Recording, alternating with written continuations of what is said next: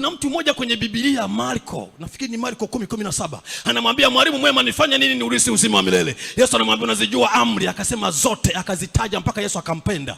Lakini alivyomwangalia sana akasema umepungukiwa. Na akasema na nini? Sio mtoaji.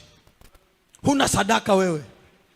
Huna sadaka. Mbele yako naona sheria kweli, kuzini hauzini, kuiba hauibi, lakini sioni sadaka. Nikiangalia mbinguni huna hazina. Sasa ni hivi, umepungukiwa. Hebu sema tumepungukiwa.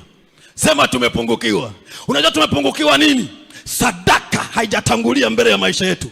Sadaka ikitangulia mbele yako mpendwa, iko nguvu ya mabadiliko, iko nguvu itaachiliwa ya ajabu. Kuna kijana yeye aliambiwa, ambaye nimetaka kusema, aliambiwa atoe vyote. Hebu fikiria. Akasema nenda ukagawe ulivyo navyo vyote uwape maskini, halafu uje unifuate ili uwe na hazina mbinguni. Tunapotoa sadaka, tunatoa sadaka ili tujitengenezee hazina wapi?